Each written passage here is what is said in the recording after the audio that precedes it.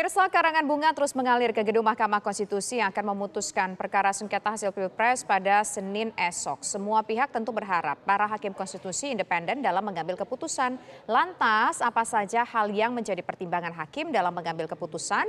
Selain itu, opsi putusan apa yang paling memungkinkan ditetapkan oleh hakim? Untuk membahasnya telah bergabung bersama kami ada mantan hakim MK, yaitu ada Pak Marwarar Siahaan. Selamat sore Pak Marwarar. Selamat sore Mbak Tisa. Ya, terima kasih sudah bergabung.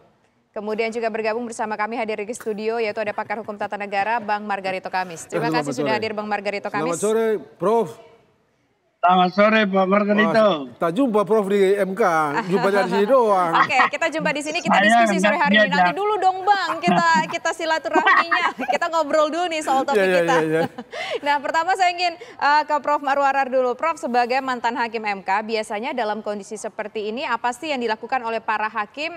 RPH itu apa saja sih? Karena kalau kita lihat dari media-media yang ada, RPH ini terus dilakukan oleh para hakim. Apa saja yang dilakukan dalam RPH tersebut, Prof? Biasanya.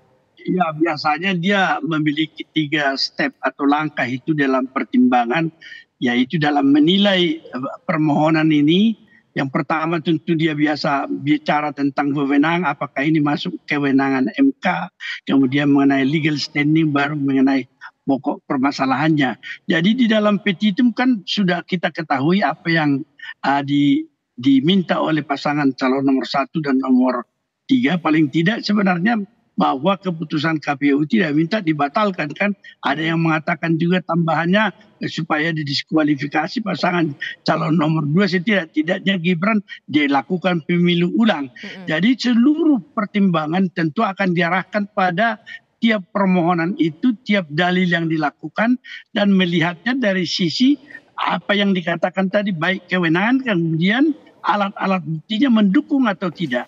Kalau misalnya ada 2 bukti minimum mendukung salah satu petitum atau permohonan itu, kemudian harus ditanyakan juga apakah dengan 2 alat bukti itu hakim itu sudah memiliki keyakinan untuk mengambil keputusan apakah sesuai dengan petitum atau menolak petitum atau permohonan itu. Saya kira inilah pergulatan hakim konstitusi yang akan berlangsung sampai dengan pengambilan keputusan. Tetapi sekarang menurut saya mereka sudah mendapat keputusan itu, tetapi bagaimana menyusun putusan itu menjadi satu masalah besar sekarang, karena biasanya jumlah daripada apa yang dikatakan keterangan saksi ahli data-data itu, dan kemudian termasuk sekarang amicus curiae yang sesungguhnya itu menjadi suatu hal yang akan dilihat relevansinya dari apa petitum yang dikemukakan, dan kemudian akan ditimbang dari sisi apa yang dikatakan alat bukti itu mendukung atau tidak. Saya kira ini yang menjadi proses yang terjadi dalam setiap proses perkara sampai akan mencapai satu musyawarah untuk pengambilan keputusan akhir. Demikian Mbak Tisa. Ya, Prof, kalau kita lihat ini ya ada beberapa poin yang sangat penting sekali. Tapi tadi menarik Prof sampaikan bahwa sebetulnya sekarang hakim-hakim tersebut sudah memiliki keputusan, tapi masih memikirkan bagaimana cara untuk menyampaikan keputusan tersebut. Nah, kalau kita lihat dari komposisi hakimnya, kita penasaran kira-kira putusan apa sih? Apakah mengabulkan seluruhnya permintaan dari penggugatnya atau dari pemohonnya maksudnya, atau dikabulkan tapi hanya sebagian, atau tidak dikabulkan sama sekali? Kalau kita melihat dari komposisi hakimnya menurut sudut pandang Prof.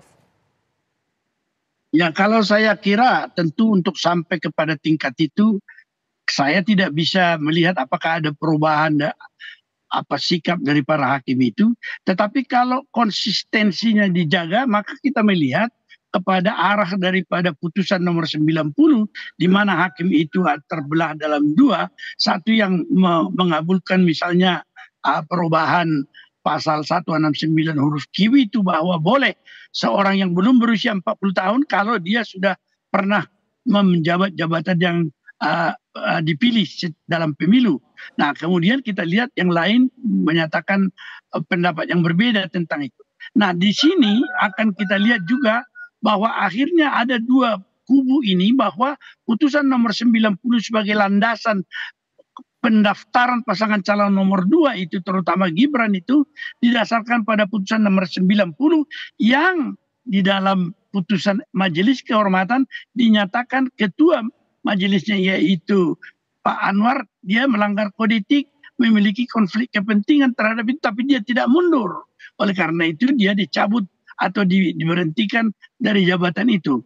Nah dampaknya, maka sebenarnya salah satu yang paling menonjol, kalau di dalam undang-undang kekuasaan kehakiman dikatakan kalau ada kondisi seperti itu, maka putusan itu dianggap tidak sah dan ada perintah lagi supaya diputus lagi dengan majelis yang berbeda. Nah, kesempatan ini tidak dipergunakan atau tidak dapat dicapai oleh majelis majelis MK yang tersisa itu, sehingga kemudian dibawa lagi ke KPU dan kemudian di KPU seluruhnya dihukum oleh Dewan Kehormatan Penyelenggara Pemilu, dan itu menjadi suatu persoalan sekarang yang akan dilihat, terutama kalau saya ingin melihat ini sahkah nggak masuknya Gibran di dalam hal ini. Nah tentu saya dengan melihat Pak Margarito di sana akan ada mengatakan ini menjadi wewenang siapa, apakah itu sampai terakhir ditun ataukah misalnya itu sekarang akan menjadi wewenang daripada MK. Nah kalau saya melihat ini tentunya kubu daripada MK itu akan dua itu. Satu yang mengatakan itu seperti pandangan dari Pak Margarito yang sudah dengar, itu selalu akan mengatakan bahwa itu sudah dilimpahkan kepada Bawaslu, Petun, dan Gakumdu kalau ada pelanggaran dalam proses. Tetapi aliran yang berikutnya bahwa setiap proses kalau dia tidak bersesuaian dengan norma hukum tertinggi, tetap itu tunduk pada kewenangan majelis Mahkamah Konstitusi untuk memeriksanya kembali dan memutus. Saya kira di dalam masalah inilah nanti akan nampak kita kubu daripada MK itu akan terpecah dan kita tinggal melihat posisi daripada kalau 4 dengan 4 misalnya, ketua tinggal memiliki kewenangan yang lebih daripada hakim yang lain, sehingga majelis kehormatan di mana majelis Mahkamah Konstitusi di mana ketua Mahkamah Konstitusi berada itu akan menjadi pendapat mayoritas. Sementara demikian. Oke, baik. Kita berbincang tadi soal kewenangannya dulu begitu ya. Nah, Bang Margarito, ini kalau disampaikan tadi oleh Prof. Marwarar, tampaknya ini bisa 50-50 nih di antara hakim. Bisa mungkin dua kubu merasa setuju, dua kubu lagi tidak setuju. Tapi disitulah nanti peran dari ketua hakimnya. Oke, begini. Kalau itu yang terjadi, mahkamah ini mengubah dirinya menjadi mahkamah konyol. Kenapa, Bang? Loh, putusan Mahkamah Konstitusi itu kan yang melahirkan Gibran. Tapi ketua MK-nya pada saat itu dinyatakan melakukan pelanggaran kode etik. Terus putusannya tidak sah. Saya tanya, putusan nggak sah? Sah kan?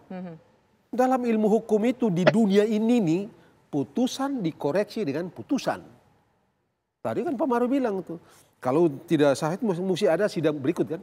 Dan itu tidak digunakan. Nah, tidak digunakan. Terus Anda bilang kalau Margarito marah-marah atau kritik-kritik, ada 1000 orang kritik-kritik, terus hukum itu berubah jadi sah, dari tidak sah menjadi sah, atau sah dari tidak sah menjadi sah. Enggak kan? Hukum teks. Suka atau tidak, senang atau tidak, memang begitu. Supaya tertib ini bangsa. Supaya beres ini bangsa. Begitu satu. Yang kedua, orang-orang ini mesti mengerti ya, di dalam ilmu hukum universal, bukan cuma di negeri ini aja tuh. Prosedur dan substansi atau formil dan material nilainya sama. Jadi jangan bilang jangan utamakan keadilan formil, jangan formalis saja, mesti substansial dong. No, tidak begitu. Rusak ini negara ini kalau pakai begitu. Rusak semua. Total rusak nih. Prosedur dan substansi atau formil, material itu sama nilai hukumnya dalam timbangan hukum.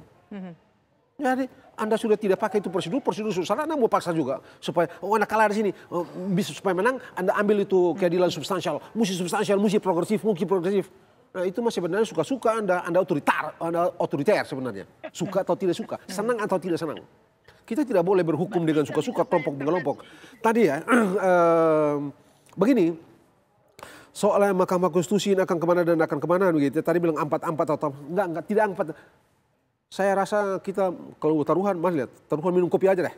Yang 1 gelas 100.000, jangan melemah, kan kita nggak ada duit, nanti jadi juri. Ini putusan hanya kemungkinan Dan saya hakul yakin 100% tolak. Ditolak? Tolak. Pertimbangannya karena kewenangan, legal standing atau alat bukti? No. Kalau di legal standing tidak mungkin, tidak akan. Sudah pasti yang Karena mengajukan ini kan dua-duanya ini diajukan. kan capres cawapres gitu ya. Jadi tidak mungkin orang bicara legal standing nothing deh. Karena legal standing berakhir dengan perkara permohonan itu tidak diterima. Diterima, Kalau sudah terjawab. Ya ini sudah jadi lupakan itu. Tolak atau kabul. Tolak, kabul orang mesti bagi gitu. Umumnya kabul sebagian atau kabul seluruhnya. Ini tolak seluruhnya, kabul seutuhnya. Oke, baik. Ini pendapat dari Bang tidak. Margarito. Ditolak Ditolak seluruhnya seluruhnya. menurut sudut pandang Bang Margarito. Bagaimana? Mengapa? Sebentar supaya clear ini. Mengapa? Kenapa? Ditolak itu karena tidak bisa dibuktikan. Materinya tidak bisa dibuktikan. Yang agak berat itu kan orang bicara mengenai bansos, begitu ya. Lalu bansos itu oleh pasangan 1 dan 3 kalau tidak salah itu mengajukan salah satu profesor statistik, gitu ya. Muridnya juga bantah di dalam persidangan itu dan logis karena dia bicara statistik regresi, begitu. Itu menarik loh, Pak Hasan Hasbi itu mengoreksi bicara mengenai perbedaan antara hubungan dan pengaruh itu loh. Wah, itu menarik lagi. Kalau orang belajar statistik betul-betul menarik itu. Jadi Anda mau pakai yang mana? Anda mau pakai yang mana coba? Sementara itu yang menjadi golden point. Yang mengatakan bahwa Prabowo Gibran itu menang gara-gara orang disogok pakai bansos itu. Uang 500 ribu, 600 ribu dan macam-macam itu. Padahal, dan itu dibenarkan oleh saksi ahli yang mereka ajukan gitu ya. Tapi itu ditolak oleh saksi ahli yang diajukan oleh kubu terkait. Begitu ya. Lalu keterangan-keterangan menteri terlihat betul kebijakan membuat bansos dan segala macam. Itu ya perintah undang-undang dasar, perintah undang-undang dibicarakan oleh partai-partai yang mendukung orang-orang itu. Mau apa? Bagaimana caranya suruh presiden berhenti memberikan bansos saja gara-gara pilpres? Padahal ini perintah undang-undang. Bagaimana caranya? Oke, baik. Nanti kita tampung dulu poin itu ya. Kalau menurut Bang Margarito, kita dapat poinnya dari Bang Margarito berkeyakinan bahwa 100% nanti permohonan yang diajukan itu ditolak. Bagaimana menurut Prof. Marwarar? Kita jawab usai jeda berikutnya Prof ya. Kami kembali sesaat lagi.